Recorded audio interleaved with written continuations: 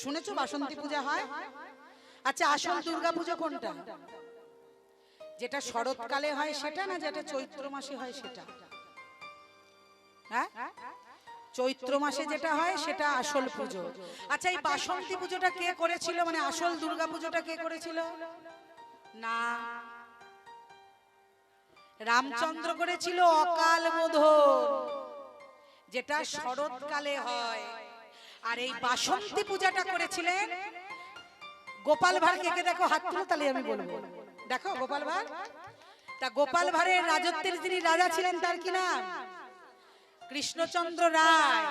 ওই কৃষ্ণচন্দ্র রায়ের যিনি পূর্বপুরুষ ছিলেন তার নাম হচ্ছে ভবানন্দ মজুমদার। ওই ভবানন্দ মজুমদার প্রথম নদিয়াতে বাসন্তী পূজার প্রচলন করে। এগুলো জানতে হবে। প্রথম প্রচলন করে কিন্তু রাজা কৃষ্ণচন্দ্র রায়ের পূর্বসূরি, তিনি ভবানন্দ মজুমদার যার নাম, তিনি বসন্তকালীন দেবী দুর্গাকে আহ্বান করেছিলেন। বুঝতে পারলে? এটা হচ্ছে বাসন্তী পূজার উপাখ্যান। আর আমরা যে বাবা অন্নপূর্ণা পুজো করি, এই অন্নপূর্ণা পুজোর দুটো মিল আছে, দুটো। অনেকে একরকম বলে, অনেকে এক রকম বলে। এই অন্নপূর্ণা পুজো হয় আমাদের এই বেশি দূর না, আমাদের এই টিটাগড় আছে না, আমাদের এখানে টিটাগড় ব্যারাকপুর। ওই ব্যারাকপুরের টিটাগড়ে রানী রাসমণির যে ছোট কন্যা জগদম্বা, তিনি প্রথম প্রচলন করেছিলেন হচ্ছে ওই দেবী অন্নপূর্ণা পূজা। এখনো পর্যন্ত ওই দক্ষিণেশ্বরের মন্দির থেকে প্রায় 1.5 থেকে 2 কিলোমিটার একটু সামনের দিকে গেলেই যেমন দক্ষিণেশ্বরের মন্দিরের আদব কায়দায় চিলেকোঠার মন্দির, তেমনি টিটাগড়ে ব্যারাকপুরে ওই মন্দির এখনো নির্মাণ আছে। রানী রাসমণির কনিষ্ঠ কন্যা যিনি মথুরা মোহন বাবুকে বিবাহ করেছিলেন, সেই জগদম্বা অন্নপূর্ণার পূজা প্রথম প্রচলন করেছিলেন। এগুলো জানতে হবে। আর এই যে তুমি বললে না রামচন্দ্র যেটা করেছিল সেটা হচ্ছে অকাল বোধন। আর এই বাসন্তী পূজা আরেকজনা করেছিল, তিনি হচ্ছেন কে না মেধসমণি। যে সময় মুনি ছিলেন, মেধসমণি এখানকার মুনি না, তিনি হচ্ছেন বাংলাদেশের। সেই বাংলাদেশের পাটিকা বাড়ির যিনি মুনি মেধসমণি, সেই মেধসমণির আমলে রাজা সুরত এই বাসন্তী পূজা প্রচলন করেছিলেন বাংলাদেশে। এগুলো জানতে হবে। এরই নাম হচ্ছে কীর্তন। তাহলে আমরা কি কি শিখলাম? তাহলে আমরা সকলে মিলে এই তিথিগুলো কিন্তু মানতে ভুলবো না, কারণ আমরা তো সনাতনী। এই পৃথিবীতে মায়ের স্থান হচ্ছে সবার আগে। সেটা ভগবানও স্বীকার করে গেলেন যে মায়ের চাইতে বড় ধন আর পৃথিবীতে হয় না। কিন্তু দুঃখের বিষয় কি জানো মা, এই পৃথিবীতে তুমি যেখানে যেখানে যাবে, বিশেষ করে আমার এই পশ্চিম বাংলার মাটিতে, আমার নিজেকে বলতে খুব লজ্জা লাগে, যেখানে আমার প্রাণোচ্ছন সনাতন ধর্মের পিতা গৌর হরি হরিনাম প্রচার করে জগৎকে উদ্ধারের কথা বললেন, সেই জগৎ সংসারে কোন জায়গায় বাবা নতুন করে আশ্রম তৈরি হচ্ছে না, মন্দির তৈরি হচ্ছে না। কিন্তু দুঃখের বিষয়, প্রত্যেকটা ওয়ার্ডে, বিশেষ করে কলকাতা শহরে গেলে দেখবে বৃদ্ধাশ্রম আছে বড় বড়। যে মা বাবা ছোট থেকে ছেলে মেয়েকে মানুষ করলো, বড় করে নিজে খুদ খেলো ছেলেদের দুগ্ধ খাওয়াবে বলে, সেই ছেলে মেয়েরা বড় হলে মা বাবাকে এক মুঠো ভাত দেয় না। এটা লজ্জার কথা। কি মা ঠিক বলিনি বলো? হ্যাঁ, বেঁচে থাকতে এক মুঠো ভাত দিলে না মায়ের মুখে, অথচ মরলে নিমন্ত্রণ করে খাওয়াও পারার লোকে। বেঁচে থাকতে মাকে এক মুঠো ভাত দেয় না। এখন তো বাবা ফ্রি অফ কস্ট, যার যেমন card, ration card, minimum maximum মাথা পিছু 5 কেজি করে চাল দেয়, ফ্রি কস্ট। কি দেয় না দাদা রেশনে?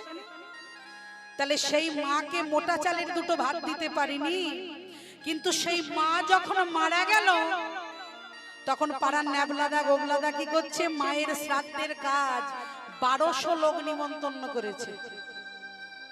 দাদা শুনলাম তোমার মায়ের কাজ। হ্যাঁ বাবা, মায়ের কাজ করছি বুঝলি ভাই। যাবি যাবি যাবি, ভালো মন্দ রান্না, পার্শে ইলিশ, হ্যাঁ রুই পোস্ত।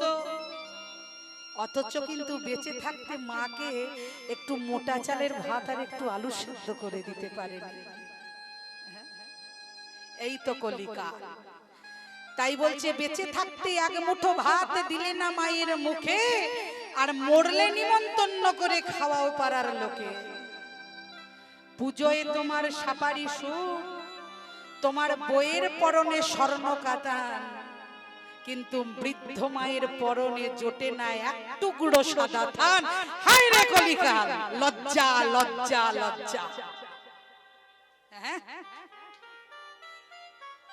বইয়ের জন্য বাবা জামদানি, বোমখাই, ঢাকায়, ব্যাঙ্গালোর সিল্ক সব জোটে। ছেলে হয়ে নিজের সাপারি সুর, নিজের মায়ের জন্য না হলেও শাশুড়ি মায়ের জন্য। হ্যাঁ গো, তোমার মায়ের কি পছন্দ? তাঁত সিল্ক, জামদানি। পাশ থেকে মা এসে, বৃদ্ধ মা এসে বলছে, খোকা খোকা রে, আজকে রাস্তা দিয়ে বেরিয়েছিলাম, পাড়ার ওই কাকু বলল, ও দিদি তোমার পরনের কাপড়টা, সাদা কাপড়টা ছিঁড়ে গেছে, খোকাকে বলনি? তাই বলছি বাবা আমার জন্য না হোক, রাস্তায় যাই কত তোর বাবার বন্ধু বান্ধবীরা বসে থাকে, সবাই দেখে লজ্জা পায়। তাই বলছি বাবা বেশি দরকার নেই, দুটো 200 টাকা দামে সাদা থান একটু এনে দিবি বাবা, আমার 1 বছর চলে যাবে।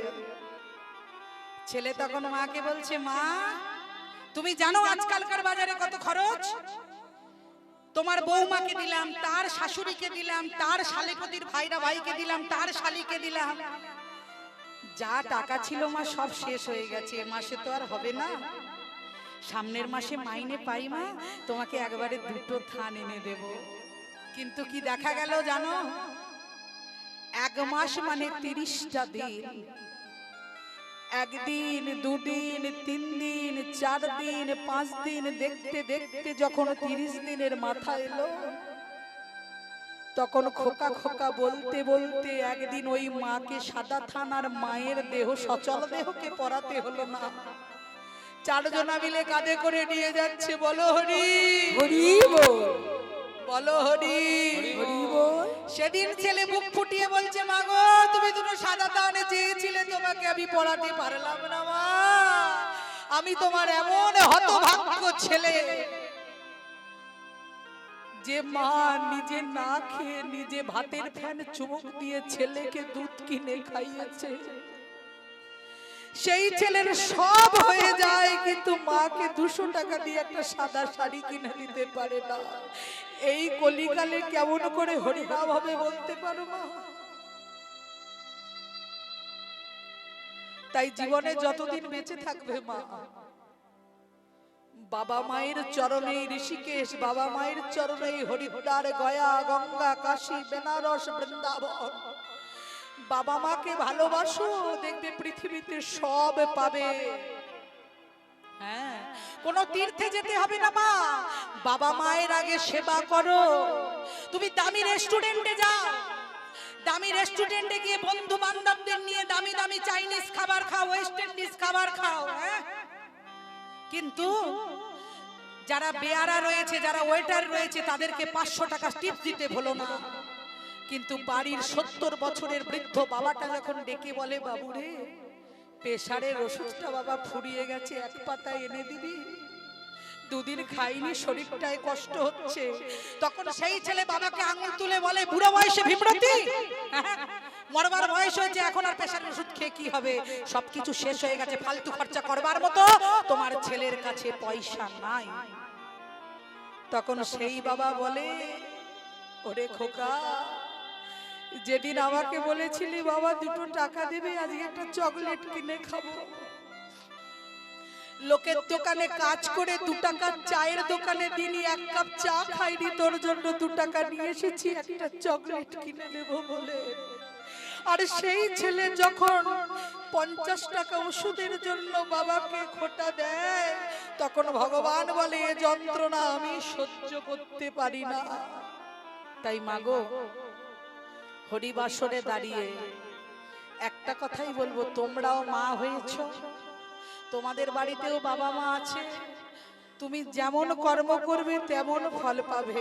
তুমি যদি মনে করো, তোমরা যদি মনে করো, বা আমি নিজেও যদি মনে করি যে ঘরের বাবা মাকে বাবা মাটির পাত্রে খাইয়ে নিজেরা বাবা বাবা চাইনিজ ওই মেকারে খাবো, বাবা ডিনার সেটে লাঞ্চ করব, তোমারও ছেলে তৈরি হচ্ছে হাতিয়ার। ওই যে মাটির মাল সাথে তুমি তোমার শ্বশুর শাশুড়ি মা বাবাকে খাইয়েছিলে, তোমাকেও আবার পরবর্তীকালে ডিনার সেট থেকে সরিয়ে দিয়ে ওই মাটির থালা হাতে ধরিয়ে দেবে। জৈসি করনি ऐसी भरनी, जैसी कर्म करोगा सैसी फल पाओगे, सैसी फल भुगताना पड़ेगा इस धरती में आकर। भगवान के चरण को पाने के लिए भगवान के पास कोई छोटा बड़ा नहीं है, भगवान के पास सब समान है, তাই জন্যই তো তার নাম হচ্ছে ভগবান।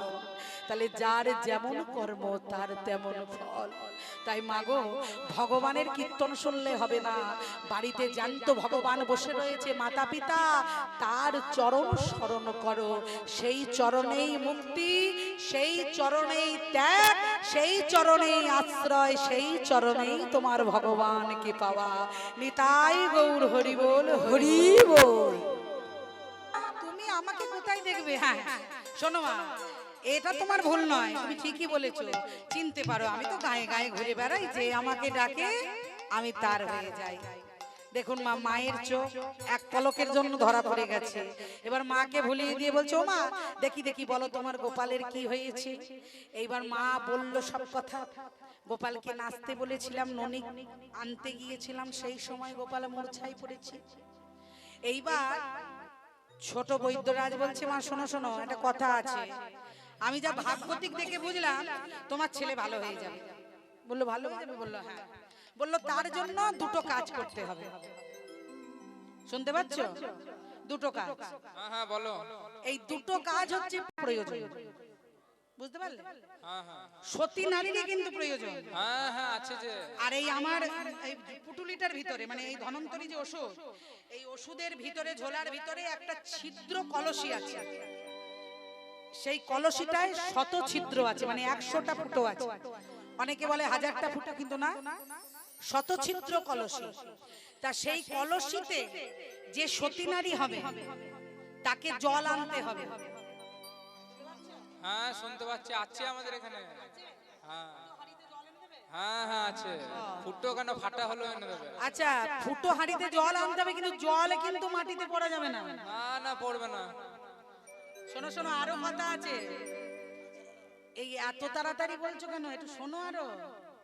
এক গাছা কেশ ধুয়ে সেতু নির্মাণ করব, তা বলে ওই কলকাতা দ্বিতীয় হুগলি সেতু বলিনি। যমুনা নদীর এপার থেকে ওপার অব্দি এক গাছা কেশ দিয়ে কেশ সেতু নির্মাণ করব, তার উপরে হেঁটে যেতে হবে সতী নারীকে। পারবে? হ্যাঁ হ্যাঁ তাও পারবে। বৃন্দাবনে নাম করা সতী নারী গো। ও বাবা, চালুনি আবার ছুচের বিচার করে, চালুনির আবার মন সনসন করে, এদের হয়েছে তাই অবস্থা। এখানকার মায়েদের জিজ্ঞাসা করে পারবে কিনা। ও মা, তোমাদের দাসপাড়ায় এমন সতী আছে নাকি যে সহস্র মানে শতছিদ্র কলসিতে জল আনবে? গালে হাত পড়ে গেছে, বলছে বাবা ওগুলো লীলাতে হয়, বাস্তবে হয় না গো। ছাঁদা কলসিতে তো হদ হদ করে জল পড়বে। ও মা বই কি কথা। বুদ্ধি থাকলে উপায় হয়, ছাঁদা কলসিতেও জল আনা যায়। কি করে জল আনবে বলো তো, একটু বুদ্ধিটা দিয়ে যাই। হ্যাঁ, ওটা তো লীলাই করেছিল অরিজিনাল গোবিন্দকে পাওয়ার জন্য। আমরা তো লীলা পারবো না, আমাদের বিজ্ঞান টেকনোলজি আশ্রয় করতে হবে। ছিদ্র কলসির ভেতর বড় একটা বেলুন ঢুকিয়ে দেবে, মুখে কলটার জল ভরে দেবে, বেলুনের সঙ্গে কলসিটা আটকে যাবে, জল এক ফোঁটা পড়বে না, একটা চুকে গেল। কি ঠিক বলিনি মা? হ্যাঁ, কেন আমরা তো পারবো না। তা যেটা পারবো না সেটা নিয়ে বলার দরকার নাই। হ্যাঁ, তাহলে এইবার সতী নারীর প্রয়োজন দিয়ে বলেছে, দেখো এখানে হাসছো বলছো পারবো না, ওখানে কিন্তু বলেছিল বৃন্দাবনে দুজনা ছিল। বৃন্দাবনে নেই, প্রতিটি বৃন্দাবনেই আছে। হ্যাঁ, একজনের নাম জটিল বিষয়, একজনের নাম কুটিল মন। জটিল আর কুটিলা, রাগ করো না মা। প্রত্যেকটা গ্রামে গ্রামে থাকে একজন করে, দুজন করে থাকবে। এর কথা ওকে, ওর কথা তাকে, না বললে বেশ একটু মাকা চাকা ভাব হবে না তো বাবা। হ্যাঁ, তাহলে তিল থেকে তাল করবার জন্য একজনকে চাই তো মা। হ্যাঁ, তা জটিল বিষয় আর কুটিল মন। এবার বলো তো কারা কারা সিরিয়াল দেখো জোয়ার ভাটা? এই রে ও বলছে হাত তোলো, দেখে নাম বা হ্যাঁ, জোয়ার ভাটা দেখা হয়, অনুরাগের ছোঁয়া। একবারও জিজ্ঞেস করছিলে দিদি তুমি কি করে নামগুলো জানলে? আরে আমিও তো দেখি। তাহলে না গো আমি দেখি না, আমার মা দেখে তো, মাকে বকি, ওই জন্য নামগুলো ঘরে এসে বলে, ওই জন্য বলি এই সিরিয়ালের নাম বলবে না, কিন্তু আমি লুকিয়ে লুকিয়ে জোয়ার ভাটাটা দেখি। তা যাই হোক মা গো, একটা কথা বলি শোনো, এই যে যখন সিরিয়ালটা দেখো, আচ্ছা কে ভালো অভিনয় করছে, উজি না নিশা? সত্যি করে বলো কে ভালো অভিনয় করছে? হ্যাঁ, ভোট দিতে হবে তো, নাহলে আমি কথাটা বলবো কি করে, আমাকে সাপোর্ট দিতে হবে তো। নিশা কেন? ও খলনায়িকার চরিত্রে আছে। তাহলে একটা নায়ক নায়িকার কখন দাম থাকে, দেবের কখন দাম? হ্যাঁ, দেবের দাম কখন? যখন ভিলেন আসবে, তাই না? খলনায়ক আসবে তবে তো মানে নায়কের দাম, নাহলে নায়ক এসে কি দেয়ালে ঘুষিটা মারবে? জন্য এটা তো মুখের প্রয়োজন, কিরে বাবা, তাই না? হ্যাঁ, এসব কচি কাচারা বোঝে, আমরা বুঝতে পারি না। তা যাই হোক, তা এই সূত্রে মা গো, এবার জটিল আর কুটিলাকে আমরা বলি দুজনা খুব খারাপ, কিন্তু যদি লীলা পার্শ্বদ দেখো, দুজনাই কিন্তু খুব ভালো মানুষ, দুজনাই সৎ মানুষ, ভক্তিপূর্ণ মানুষ। কারণ তারা না থাকলে গোবিন্দকে কেউ চিনতো না, কেউ জানতো না, কেউ বুঝতো না। তারাই কিন্তু গ্রামে গঞ্জে রটিয়ে বেরিয়েছে। গোবিন্দ রাধারানীর সঙ্গে লীলা করেছে, গোবিন্দ রাখাল সেজে গোয়ালা সেজে বাঁশি বাজিয়েছে।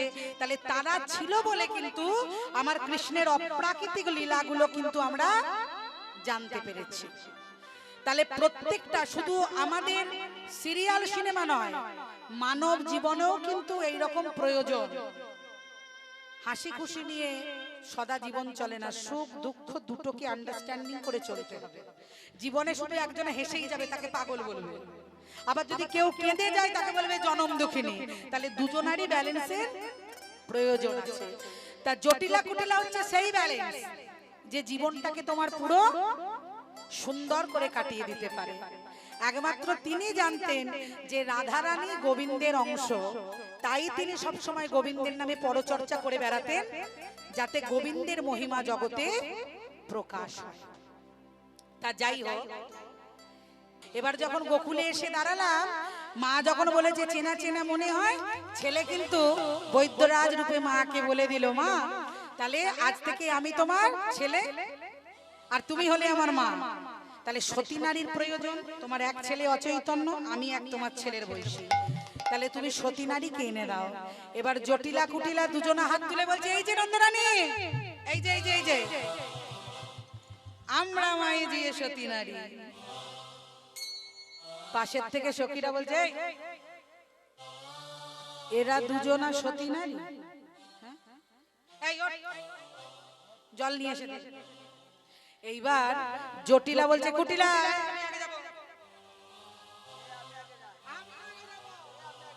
আমি আগে যাব।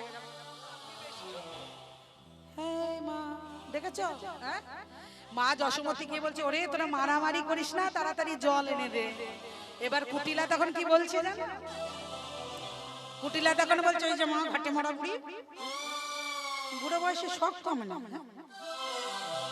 পা পিছলে মরবে, লজ্জা আছে, সামনে জল হলো,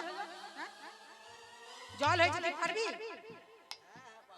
জটিলা বলছে, দেখে মনে হচ্ছে বুড়ি বুড়ি ভাব, কিন্তু আমার বুড়ি ভাব একদম নয়, একদম কচি আমি। বেশ, এবার ওই বাবা কলসি, শতছিদ্র কলসি, কলসি কাকে লয়ে এবার জটিলা যাচ্ছে, বয়স হয়েছে তো এবার যাচ্ছে।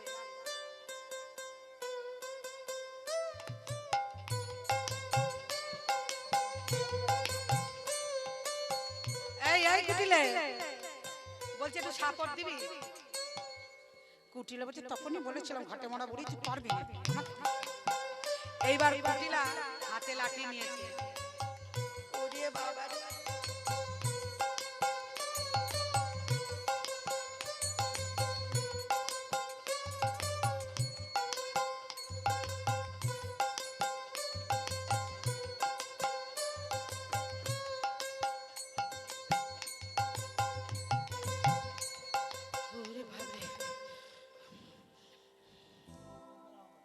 দ্বারা হয়।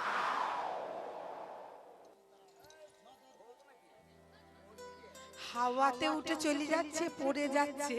হ্যাঁ, এইবার যেই কলসি নিয়ে মাইরে, যেই কলসি নিয়ে পাটা বাড়িয়েছে, আর কাদা তো মা যমুনা নদীতে কাদা। এই এই এই এই গেলাম গেলাম গেলাম। ও কুটিলে, কুটিলে রে, ও কুটিলে,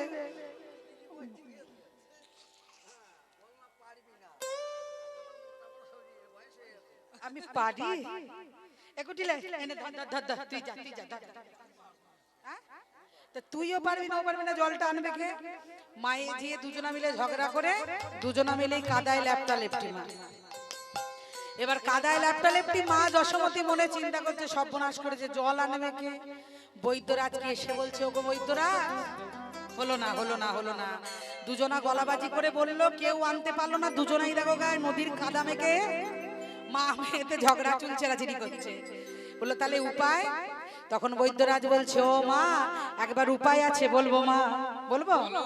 আমি আর একবার খড়ি পেতে দেখি। হ্যাঁ, এই বলে খড়িটা পেতেছি, পেতে যেই প্রথম অক্ষরে টান দিয়েছি, অমনি বৈদ্যরাজ চমকিত হয়েছে। বৈদ্যরাজ বলছে, মা এমনিতে হবে না, আমার খড়ির গণনা ভুল হতে পারে, আমি তোমাদেরকে জিজ্ঞাসা করবো, কিছু নাম তোমাদেরকে বলতে হবে, যদি তোমরা জানা থাকো। বলবো? বেশ।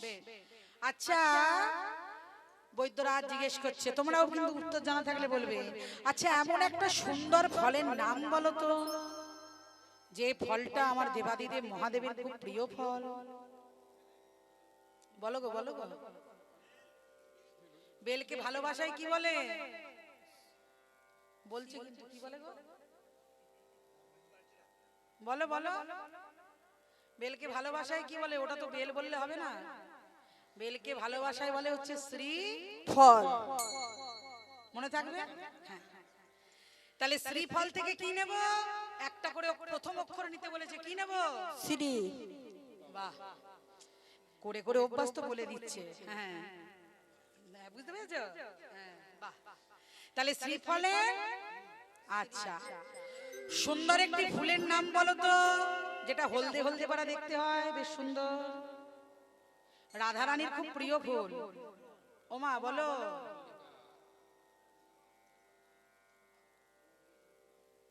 কি হবে? গাঁদা ফুল। এমন একটা বলতে হবে যেন একটা সুন্দর নারী ঠারি কারোর নাম হয়। শ্রীফলে শ্রী আর গাঁদা ফুলের গা, শ্রীগা কি হবে বাবা? কি নাম উঠাবা? শ্রীলেখা মিত্র হলে তাও হতো, শ্রী গাঁদা বলে কোনো নাম হয়? হবে না। মল্লিকা। তাহলে মল্লিকা ফুলে ম। একটা সুন্দর আর অপ্সরার নাম বলো তো? তিলোত্তমা। তাহলে শ্রীফলে একটা করে অক্ষর তো বলতে পারো, পুরোটা না বলে। শ্রীফলে, মল্লিকা ফুলে, তিলোত্তমা, কি হলো বলো? শ্রীমতী। মতি, শ্রীমতী। হ্যাঁ, ঠিক বলেছো, শ্রীতমা বন্দ্যোপাধ্যায় আছে, চিন্তার কোনো কারণ নেই। তাহলে শ্রীমতী। এইবার বলছে একটি রাজার নাম করতে হবে। লঙ্কার রাজার কি নাম ছিল? রাবণ রাজা। সব মাইনে থেকে কাটা, যতগুলো বলছে 10 টাকা করে কমাবে। হ্যাঁ, তাহলে রাবণ রাজা কি রা। আর নদিয়ার পাশাপাশি একটা গ্রাম বলো তো, নদিয়া জেলায় জানো? ধাত্রী গ্রাম। তাহলে ধাত্রী গ্রামে তাহলে কি হলো? জোর করে বলতে হবে, শুনতে পাচ্ছি না। শ্রীমতী। কেউ রাধা নামে আছে? মা যশোমতী বলছে, আছে আছে আছে আছে। তপ্ত কাঞ্চন গৌরাঙ্গিনী, বৃন্দাবনে রাধেশ্বরী, বিশ্বভানু সুতঙে দেহি তদে নমামি হরিপ্রিয়ে। কৃষ্ণ বক্ষ বিলাসিনী শ্যাম কাঞ্চন হরিণী, নয়ন মৃগরাভিষম রাধিকা, কৃষ্ণ পরারাধিকা, কৃষ্ণ মূর্তি স্বরূপা, জয় শ্রী প্রেম বল্লভ কান্তি রাধা ওই নমো নমঃ। তাহলে তপ্ত কাঞ্চন গৌরাঙ্গিনী শ্রীমতী রাধা রানী আছে। এইবার মা যশোদায় আর বিলম্ব করলেন না, সোজা গিয়ে রাধা রানীকে গিয়ে বললেন, ওগো রাধে,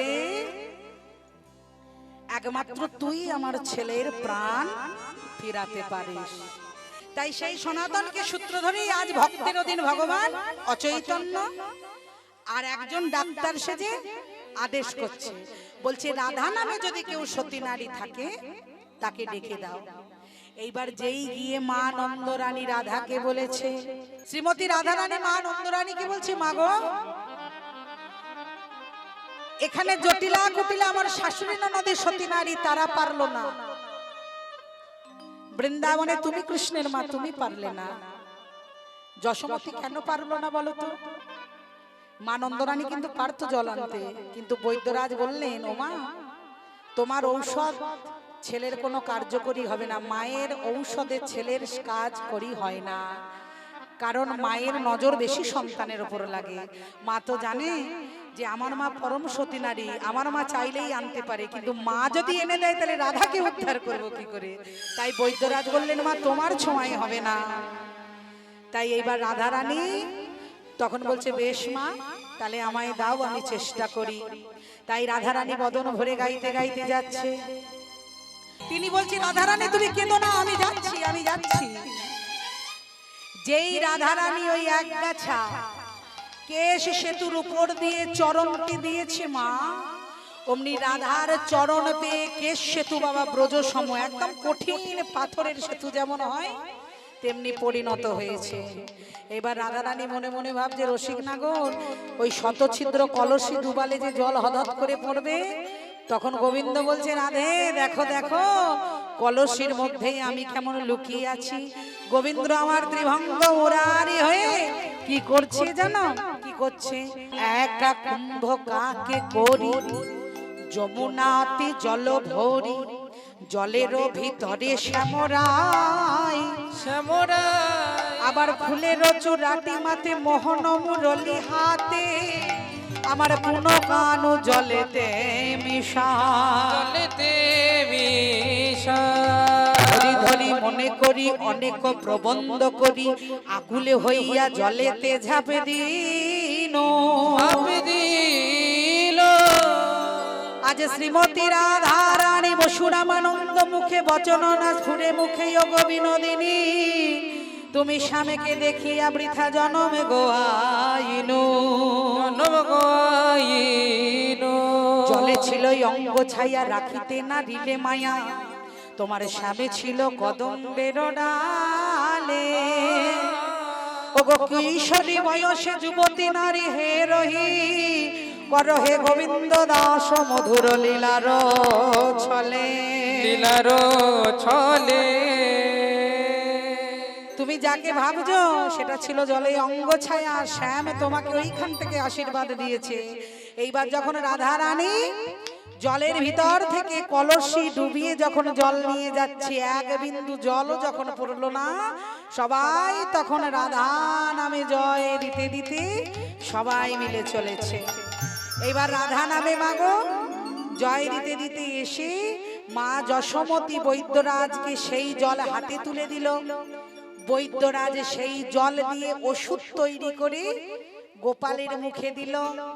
আর যেই মহা ঔষধি খেয়ে গোপালের আমার চৈতন্য ফিরে এলো, তেমনি বৈদ্যরাজ বাবা অনায়াসে আজ ওই অচৈতন্য কৃষ্ণের বক্ষ মাঝে গিয়ে লুকাইল। কারণ অচৈতন্য যেই কৃষ্ণ চৈতন্য স্বরূপ সেই হচ্ছে বৈদ্যরাজ। তাহলে বৈদ্যরাজ যদি গোপাল জেগে যায়, আই বৈদ্যরাজ থাকতে পারে? তাই বৈদ্যরাজ কি করলো? গোপালের মধ্যে গিয়ে নিজেকে বিলীন করে দিলেন, মানে লুকিয়ে নিলেন। আর যখন লুকিয়ে নিলেন, রাধা রানীর কৃপায় মা যশোদা গোপালকে পেল। এইবার মা যশোমতী গোপালকে আর রাধা রানীকে কোলে নিয়েছে। এবার কোলে নিয়ে রাধা রানী বলছে, মা তোমার গোপালের ননি খাবার জন্য অচৈতন্য হয়েছিল, এবার তুমি ননি খাওয়াও। বলে, মা গো, আজকে আমরা মাতা নন্দরানীর কোলে বাল্যকাল বেশে রাধা গোবিন্দের আজ আমরা সকলে মিলে মিলন দর্শন করলাম। ভক্ত ভগবানের কলঙ্ক মোচন করলো। এবার যেহেতু আজকে রং খেলা, আমরা সকলে মিলে একটি রঙের গান দিয়ে আজকে আমাদের অনুষ্ঠান শেষ করব। সবাই মিলে একটু দাঁড়িয়ে দাঁড়িয়ে উলুধ্বনি দিয়ে হরিধ্বনি দিয়ে, হ্যাঁ,